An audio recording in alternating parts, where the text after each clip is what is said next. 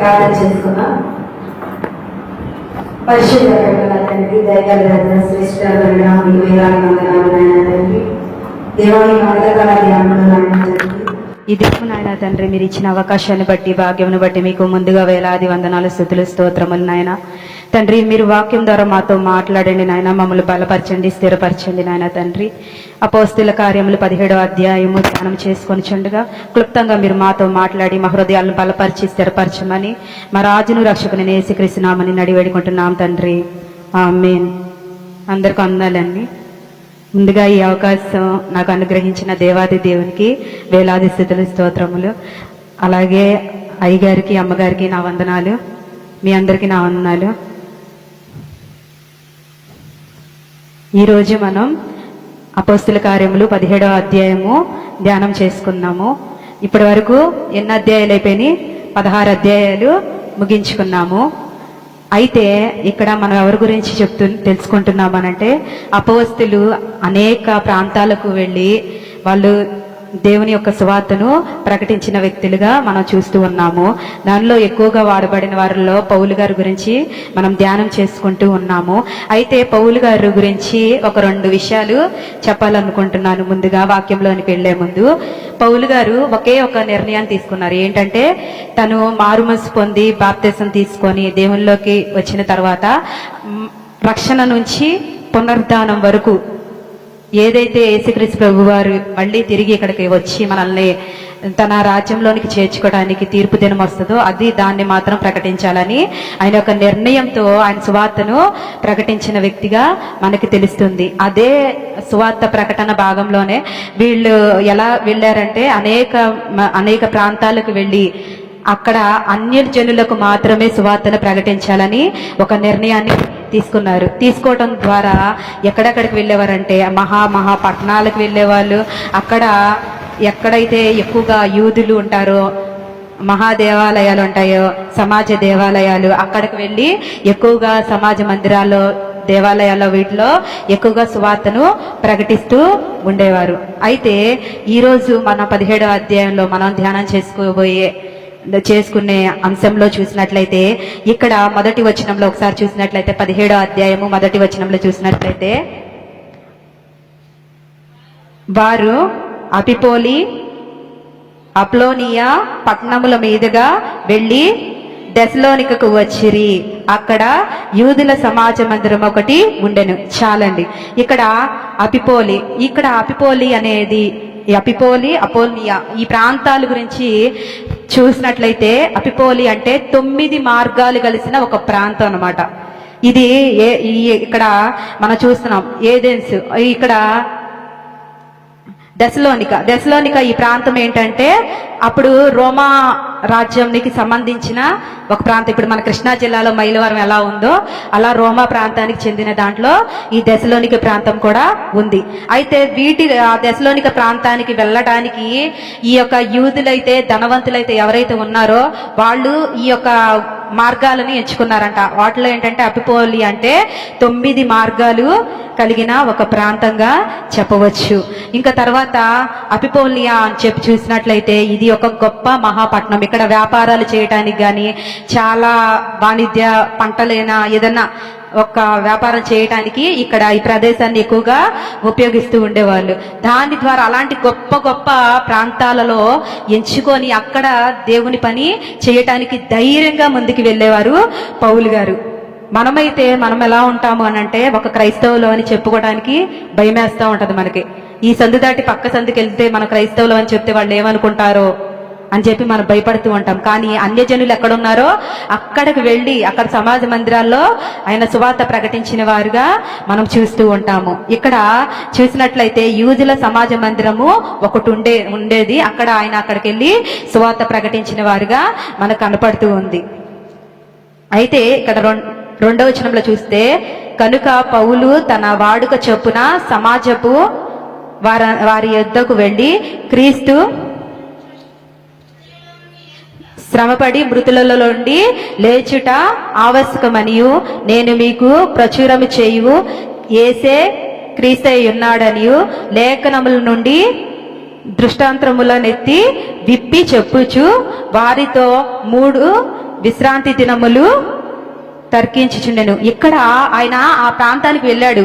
ఏ ప్రాంతానికి వెళ్ళారు? ఇక్కడ దెసలోనిక ప్రాంతంలో.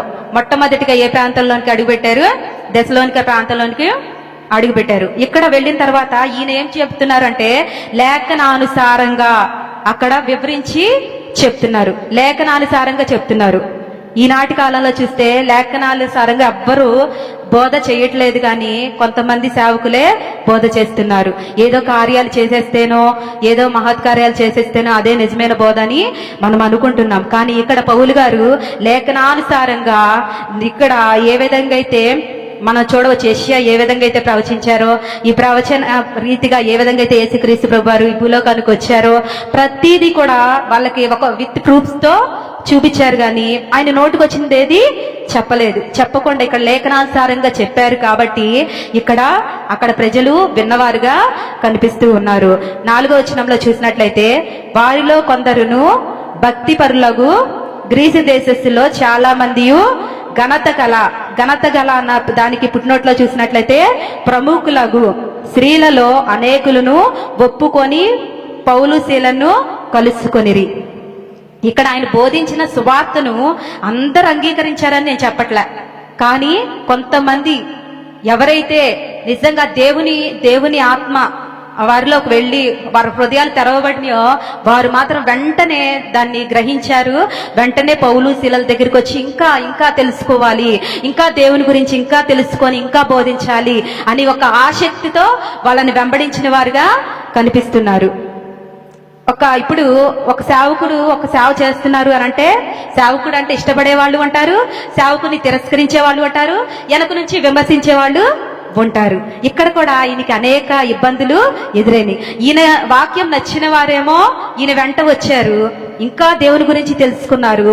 ఇంకా ఈయన వాక్యం నచ్చని వారు, ఈయన వ్యతిరేకంగా మాట్లాడుతున్నాడు అని అనుకునేవారు వీళ్ళేం చేశారు అని అంటే ఈయన కైసరు చట్టాన్ని 7వ వచనంలో చూసినట్లయితే ఇక్కడ మధ్యలో చూసినట్లయితే కైసరు చట్టమునకు విరోధముగా నడుచుకున్న వారు వీళ్ళు అని చెప్పేసి అని వీళ్ళకి ఆశ్రయం ఇచ్చిన యాసోను అనే ఒక అతని ఇంటి మీద పడిపోయి యూదులందరూ కూడా ఇతను చెప్పే బోధను తిరస్కరించిన వారుగా ఇక్కడ ఈ అధ్యాయంలో ఈ వచనాల్లో మనకి కనిపిస్తూ ఉంది. ఇలాగా అనేక ఇబ్బందులు పడుతూ కూడా దేవుని సువార్తను ఆయన విడిచిపెట్టల. ఈనాటి కాలంలో మన చిన్నది ఏదన్నా ఎవరికైనా ఇది తప్పు అని చెప్తే వాళ్ళు ఏదన్నా అన్నారు అని అంటే వెంటనే నిజమే కదా, ఎందుకు వీళ్ళకి చెప్తున్నాను నేను అని చెప్పేసి మనం నిజంగా నమ్మిన దేవుణ్ణి కూడా మరచడానికి ఇష్టపడతాం, కానీ మనం చెప్పే బోధని కొనసాగించాం, మధ్యలోనే ఆపేసేవారిగా ఉంటాం. కానీ ఇక్కడ ఎన్ని తిరస్కారాలు వచ్చినా చెరసాల పాలైన ఇక్కడ పౌలు గారు తీసుకున్న నిర్ణయంలో ఎటువంటి మార్పు రాలేదు. ఇంకా ఇక్కడ కింద వచనంలో చూసినట్లయితే వీరాయన్ని ఏం చేశారు అని అంటే 10వ వచనంలో చూసినట్లయితే వెంటనే సహోదరులు రాత్రి వేళ పౌలును శీలను బెరయకు పంపించిరి. ఇక్కడ చూసినట్లయితే చాలండి, ఇక్కడ చూసినట్లయితే ఇక్కడ సువార్త ప్రకటిస్తున్నారు. కొంతమంది స్త్రీలైతే ఆసక్తితో వచ్చారు. యూదులు ఏం చేశారు? కైసర్ చట్టానికి వ్యతిరేకంగా వీళ్ళు సువార్త ప్రకటిస్తున్నారు అని చెప్పి కంప్లైంట్ చేసి వెంటనే ఇక్కడ యాసోని ఇంటి నుంచి వాళ్ళని పంపించేయాలని జామీను తీసుకొని 9వ వచనంలో చూస్తే వారు అక్కడ జామీను తీసుకొని వారు పంపివేసినట్లుగా తెలుస్తుంది. ఇలాగా కొంతమంది ఇష్టం ఉన్నవారు ఆ సేవకుడిని ఎలాగైనా అక్కడి నుంచి పంపించాలని పౌలు గారిని వెంటనే బెరియాకు పంపించిన వారిగా కనిపిస్తూ ఉన్నారు. వాళ్ళు ఆ ప్రాంతం నుంచి పంపించి ఉండవచ్చు, కానీ ఆయన రక్షించిన ఆత్మలు ఎవరు నశింప చేయలేరు. ఇంకా ఆయన సువార్త అక్కడ ఏథెన్స్లోనే జరిగింది. తర్వాత సంఘాలు కూడా అక్కడ ఏర్పడడం అనేది జరిగింది. అంతేకాకుండా ఈయన అనేక ప్రాంతాలకు వెళ్ళినప్పుడు సువార్త ప్రకటించేశాను కదా, అయిపోయింది కదా, ఆ ప్రాంతంతో నాకేం సంబంధం లేదు అని ఊరుకుంటలేదు. కానీ మనం లేఖన భాగాల్లో చూస్తూ ఉంటాం, దశలోనికి రాసిన పత్రికలు, ఫిలిపీలకు రాసిన పత్రికలు, ఈయన ఎప్పటికప్పుడు వాళ్ళకి బలపరుస్తూ అనేక ఉత్తరాలు రాస్తూ వాళ్ళని ఇంకా బలపరుస్తూ ఎలా ఉన్నారు, ఏంటి, మీ పరిస్థితి ఎలా ఉంది, సంఘ పరిస్థితి ఎలా ఉందని అనుక్షణం కనుక్కున్న వ్యక్తిగా ఈయన మనకు కనిపిస్తూ ఉన్నారు. ఒక మాదిరిగా ఈయన కనిపిస్తూ ఉన్నారు. ఈయన యొక్క ముఖ్య ఉద్దేశం ఏంటి? పునరుద్ధానం గురించి బోధన చేయటమే. అయితే ఇక్కడ దశలోనికలో ఈయన పరిచర్య ముగిసింది. తర్వాత ఈయన వెంటనే ఎక్కడికి పంపించేశారు? ఈయన్ని బెరియా అనే ప్రాంతానికి పంపించేశారు. ఇక్కడ కూడా 10వ వచనం చివరిలో చూసినట్లయితే యూదుల సమాజ మందిరంలో ప్రవేశించిరి. ఇక్కడ కూడా యూదుల సమాజ మందిరం ఉంది, ఇక్కడ కూడా ప్రవేశించారు. ప్రవేశించగానే ఇక్కడ 11వ వచనం చూసినట్లయితే వీరు దెసలోనికలో ఉన్న వారి కంటే గనులయ్యుండిరి గనుక ఆసక్తితో వాక్యమును అంగీకరించి పౌలును శీలను చెప్పిన సంగతులు లేవో అని ప్రతి దినము లేఖనములు పరిశీలించుకొని వచ్చిరి. ఇక్కడ చూసినట్లయితే వాళ్ళైతే ఆయన చెప్పింది విన్నారు, గ్రహించారు, వాళ్ళని పౌలు శీలని వెంబడించారు. ఇక్కడ వీళ్ళైతే లేఖనాలను కూడా పరిశీలన చేసి ఆయన చెప్తున్న బోధ నిజమో కాదో, వీళ్ళు చెప్తుంది నిజమో కాదో అని పరిశీలన చేసి మరి తెలుసుకొని గ్రహించిన వారుగా ఉన్నారు. వీళ్ళు ఎంతో బలంగా దేవునిలో వాడబడిన వారుగా ఉన్నారు. ఇక్కడ కూడా దేవుని పరిచర్య జరుగుతుందని తెలుసుకున్న ఆ యూదులు ఏం చేశారంటే ఇక్కడ నుంచి కూడా ఆయన్ని పంపివేయటం అనేది జరిగింది. 14వ వచనంలో చూస్తే వెంటనే సహోదరులు పౌలును సముద్రం వరకు వెళ్ళమని పంపిరి. అయితే శీలయు తిమోతియు అక్కడనే నిలిచిపోయిరి. ఇక్కడ కూడా ఈయనకి వ్యతిరేకత అనేది ఏర్పడింది. ఇక్కడ కూడా మార్పు అనేది చెందటం వల్ల యూదులు ఏం చేశారంటే ఇక్కడ కూడా వచ్చేసి ఈ యొక్క ప్రాంతంలో కూడా ఈయన సువార్త ప్రకటిస్తున్నాడంట అని చెప్పి ఇక్కడ కూడా వచ్చేసి అల్లర్లు రేపేవారు. ఎక్కడైతే సేవకులు చెప్పే బోధ అర్థం కాదో వెంటనే ఏం లెగుతాయంటే అల్లర్లు లెగుతాయి, వాళ్ళ మీద వ్యతిరేకత మొదలవుతుంది. అలాగే పౌలు గారికి కూడా తిరస్కరించేశారు. వెంటనే అతని మీద అల్లర్లు రేపి ఈయన చెప్పేదంతా అబద్ధ బోధని ఎక్కడికక్కడ ఆయన వెళ్తున్న ప్రతి ప్రాంతంలోనూ ఆయన ఆటంకపరిచేవారుగానే ఉన్నారు. ఇక్కడ ఆటంకపరచడం ద్వారా ఇక్కడ శీలను తిమోతిని విడిచిపెట్టి ఆయన ఒక్కడే వెళ్ళిపోయినట్లుగా మనకి ఇక్కడ తెలుస్తుంది. 15వ వచనంలో చూసినట్లయితే పౌలును సాగనంప వెళ్ళిన వారు అతనిని ఎథెన్స్ పట్టణమునకు తోడుకొని వచ్చి శీలయు తిమోతియు సాధ్యమైనంత శీఘ్రముగా అతని యొద్దకు రావాలనని ఆజ్ఞ పొంది బయలుదేరిపోయిరి. ఇక్కడ ఏ పట్టణానికి వెళ్ళాడు? నెక్స్ట్ వెంటనే ఎథెన్స్ పట్టణానికి వెళ్ళాడు. ఫస్ట్ ఎక్కడ సువార్త ప్రకటించాడు? దెసలోనిక, తర్వాత బెరయా. ఇప్పుడు ఎక్కడ పంపించేశారు? ఎథెన్స్ పట్టణానికి పంపించి వేశారు. ఇక్కడ ఈయనేం చేస్తున్నారు? వచ్చిన తర్వాత ఒంటరిగా వచ్చారు. ఒక్కొక్క సందర్భంలో ఒక్కొక్కరే ఒంటరిగా సేవ చేయాల్సిన పరిస్థితులు వస్తాయి. ఆ సందర్భాల్లో కూడా దేవుని సేవను ఈయన విడిచిపెట్టకుండా చేతపట్టుకున్న వారుగా కనిపిస్తున్నారు. 16వ వచనంలో చూసినట్లయితే పౌలు ఎథెన్స్ లో వారి కొరకు కనిపెట్టుకొని ఉండగా ఆ పట్టణపు విగ్రహములతో నిండి ఉండుట చూచి అతని ఆత్మ పరితాపము పట్టలేకపోయాను. ఇక్కడ ఎక్కడైతే అక్కడ విగ్రహారాధన జరుగుతుందో ఆ యొక్క ప్రాంతంలో ఎథెన్స్ ప్రాంతానికి వెళ్ళిన తర్వాత అక్కడ జరుగుతున్న విగ్రహారాధన ఆయన చూసి ఏమయ్యాడు? తట్టుకోలేకపోయి వారు శీల గారి గురించి తిమోతి గారి గురించి ఎదురు చూస్తున్నారు. అది కాకుండానే ఈ లోపులుగానే వీళ్ళు చేస్తున్న ఆరాధన ఖండిద్దామని చెప్పేసని, ఇలాంటి దేవునికి ఇష్టం ఉండవని ఖండిద్దామని చెప్పేసని ఆ యొక్క ప్రాంతానికి ఆయన వెళ్ళిన తరువాత సువార్తను మళ్ళీ ప్రకటించడం మొదలుపెట్టిన వ్యక్తిగా కనిపిస్తూ ఉన్నారు. 18వ వచనంలో చూసినట్లయితే ఎపికీయులలోను, ఇక్కడ ఈ యొక్క పుట్నోట్లో చూసినట్లయితే గ్రేకీయులలోని తెగలు. ఇక్కడ ఒక తెగలు అంటే ఒక ప్రాంతంలో వాళ్ళు ఎలా అంటే ఇప్పుడు బోండు తెగ అని గిరిజన తెగ అని ఎలా ఉంటాయో ఇలాగా ఒక కట్టుబాట్లుండి వాళ్ళకంటూ వాళ్లే దేవతలు వాళ్లే అని ఒక కట్టుబాటులో వాళ్ళు పూర్వం నుంచి వచ్చే దేవతలే అని చెప్పేసి ఒక కట్టుబాటులో ఉండే ఆ యొక్క ప్రాంతం లాంటి ఆ ప్రాంతానికి ఎథెన్స్ ప్రాంతంలో ఉన్న ఈ యొక్క ప్రాంతానికి ఈ తెగవారి దగ్గరికి ఇక్కడ ఈయన వెళ్ళడం అనేది జరిగింది. ఇక్కడ వీళ్ళకు కూడా ఈయన ఏం చేస్తున్నారు అనంటే సువార్తను ప్రకటిస్తున్న వారుగా కనిపిస్తున్నారు. ఎన్నో శ్రమలు వచ్చినాయి, అందరూ తిరస్కరించారు, కానీ ఈయన సువార్తను ప్రకటించడం మాత్రం మానకుండా సువార్తను ప్రకటిస్తున్న సందర్భంలో ఈయనకు అనేకమైన ఇబ్బందులే ఎదురైనాయి. ఇక్కడ ఏమై ఉన్నారంటే కొందరు జ్ఞానులు అతనితో వాదించిరి, కొందరు 18వ వచనంలోనే కొందరు ఈ వదరబోతు చెప్పునది ఏమిటని చెప్పుకొనిరి. అతడు యేసుని గురించి పునరుద్ధానమును గురించి ప్రకటించెను గనుక మరికొందరు వీడు అన్య దేవతలను ప్రచురించుచున్నాడని చెప్పుకొనిరి. అంతటా వారు అతని వెంట పెట్టుకొని అరేయుపాగు, అక్కడ ఒక సమాజం ఒక సభ, వాళ్ళకంటూ ఒక సభ ఉండిద్దంట. దాని పేరు ఏంటంటే అరేయోపాకు.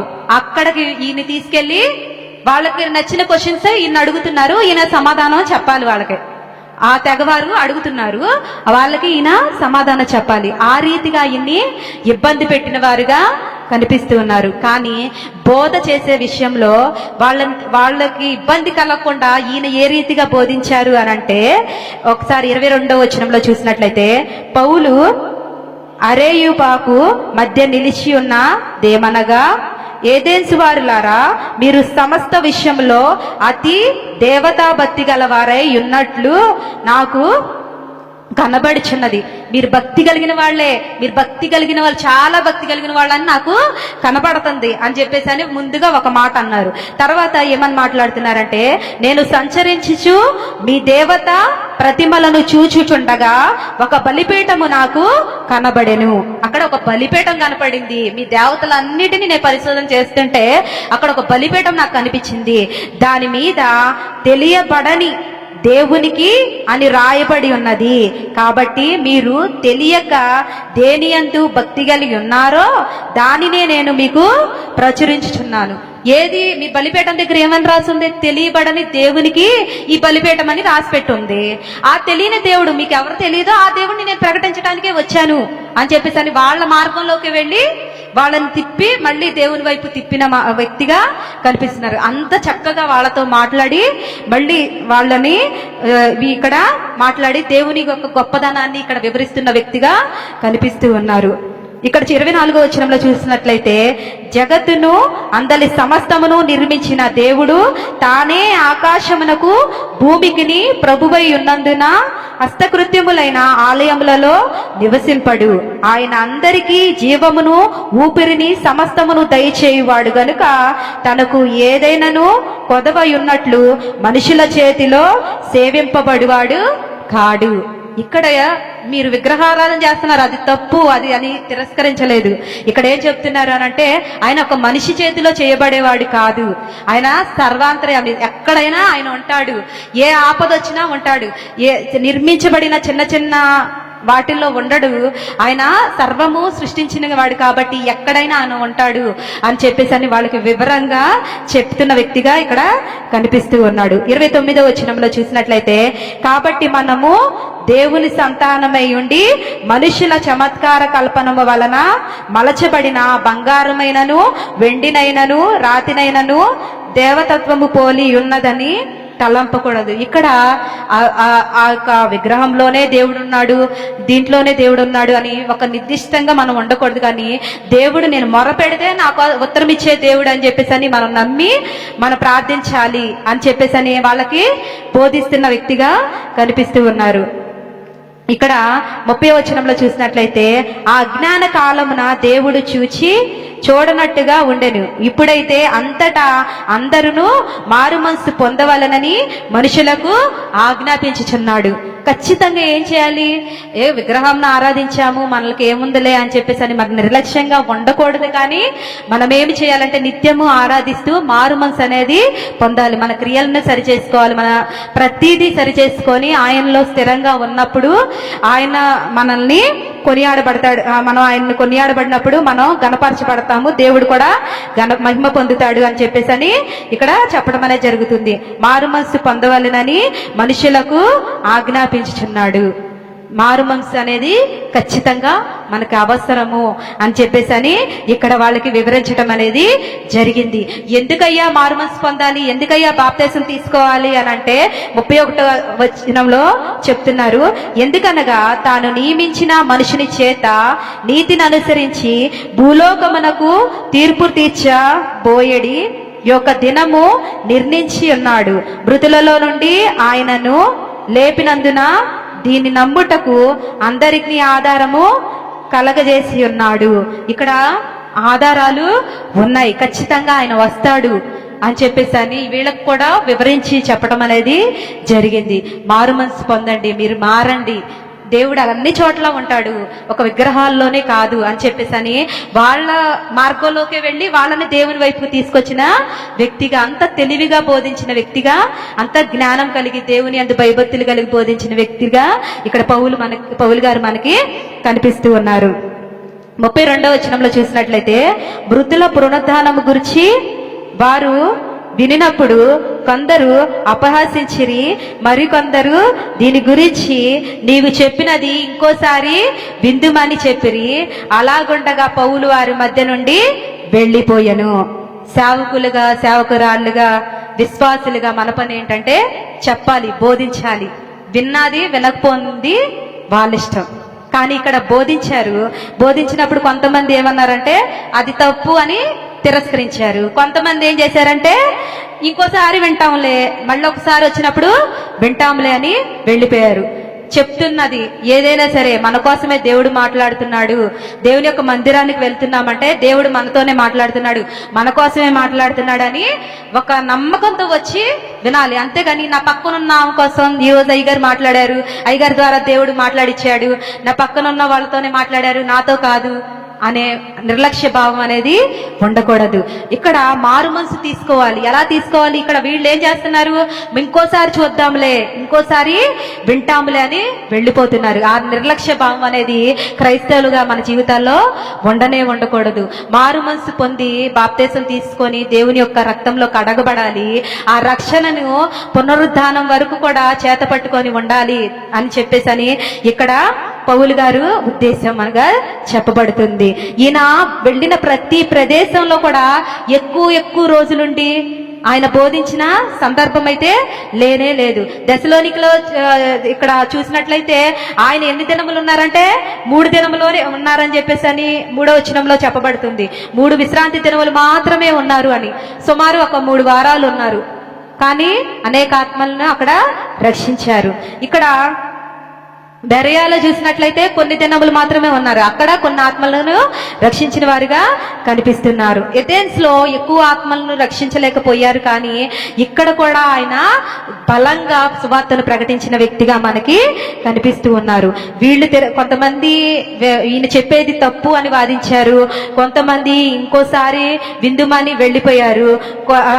ఈ లోపునే సమయం అయిపోయింది, వెళ్ళిపోయారు. మనం కూడా కరోనా టైంలో చూసినట్లయితే దేవుని యొక్క మందిరాలన్నీ మూతపడిపోయి ఉన్నాయి. అప్పుడు చాలా అనుకున్నారు, ఏంటి ఎప్పుడు మళ్ళీ దేవుని మందిరాలు తెరవబడతాయా అని. కానీ ఆ సమయం అలా వచ్చింది.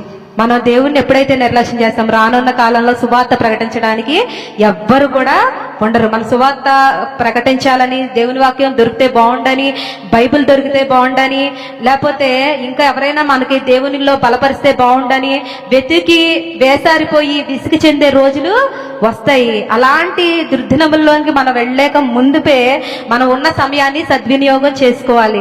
అదే ఈ పౌలు గారు బోధించే బోధైనా, ఏ సేవకులు ఎవరు బోధించేదైనా, విశ్వాసులు చెప్పేదైనా అదే.